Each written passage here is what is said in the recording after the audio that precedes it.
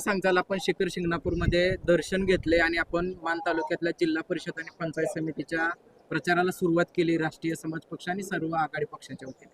आज मी सातारा जिल्हा परिषदच्या वतीनं राष्ट्रीय समाज पक्ष, राष्ट्रवादी आणि महाविकास आघाडीच्या पक्षाच्या प्रचारार्थ आज आम्ही सुरुवात केली आहे. इथं बिदाल गटाच्या उमेदवार सौ लताबाई शिवाजी बरकडे आणि शामराव मोहन राऊत हे वावरही पंचायत समिती गणाचे उमेदवार आहेत. त्यांच्या प्रचारासाठी मी आज शिखर शिंगणापूरच्या महादेवाला अभिषेक करून आज आम्ही सुरुवात केलेली आहे.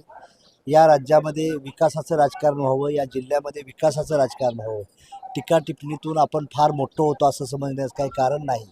म्हणूनसाठी मानच्या जनतेला, खटावच्या जनतेला विनंती करण्यासाठी सातारा जिल्ह्यात आज मी आलेलो आहे. विदर्भाचा मराठवाड्याचा दौरा पूर्ण करून 3 दिवस मराठवाड्यात होतो. मराठवाड्यात राष्ट्रीय समाज पक्ष खातं चांगलं खोलते या आणि आम्ही 100% विजयी तिथं होतोय. झडपीचं खातं तसंच ह्या ज्या भूमीत माझं गाव आहे त्या भूमीनं अजून मला काही यश कधी दिलेलं नाही. माझा जन्म सोमवारी झाला म्हणून माझ्या आईनं महादेवाचं नाव ठेवलं आहे, महादेव. तर मी आज महादेवाला अभिषेक करूनच उमेदवाराच्या प्रचारार्थ जनतेला विश्वासात घेण्यासाठी, त्यांना विनंती करण्यासाठी राष्ट्रीय समाज पक्षाचे उमेदवार आणि राष्ट्रवादीच्या आणि इतर मित्र पक्षाच्या उमेदवाराच्या प्रचारासाठी आज सुरुवात केली आहे. अजितदादांचं निधन झालंय याचा आपल्याला काय हे जाणवतं? नाही, अजितदादा एक अभ्यासू आणि तडकी फडकी घेणारा निर्णय होता. एक चांगलं व्यक्तिमत्व होतं. त्यांच्या जाण्यानं महाराष्ट्र पोरका झालेला आहे आणि त्यामुळं अजितदादाची माझी युतीच आहे. मी आणि अजितदादा 2च्या सभेला दहिवडीला हेलिकॉप्टरनेच येणार होतो आम्ही.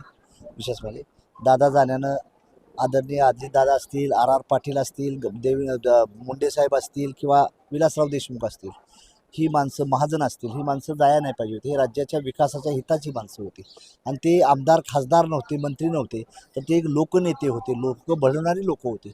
त्यामुळे राज्याचं नुकसान झालेलं आहे, हे निश्चित आहे. याच उत्तरमधला अजूनही पाणी प्रश्न सुटला नाही, याबाबत आपली काय भूमिका आहे? गेले 20 वर्ष झालं अजून इथलं दुर्दैव आहे, मानचं पाण्याच्या प्रश्नासाठी साऱ्या पक्ष आजपर्यंत सत्ताधारी विरोधी सर्व पक्षाचं राजकारण करूनच करतात. आता मानची जनता शून्य झालेली आहे आणि आम्ही ज्यावेळी सत्तेत होतो तो आमच्या परीनं जे करण्यासाठी मानसाठी करण्याचा प्रयत्न केला ते आम्ही करण्याचा प्रयत्न केला. पाण्याचं राजकारण कुणीही करू नये. जनतेला पाणी पाहिजे असेल तर स्वाभिमानी माणसांना मतं द्यायला शिकलं पाहिजे मानच्या आणि खटावच्या जनतेने. एवढं माझं त्यांना विनंती आहे.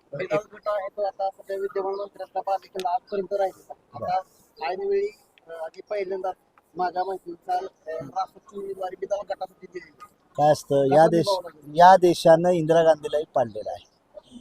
कुणाची जहागिरी नसते, जनतेचा कौल असतो. मसवट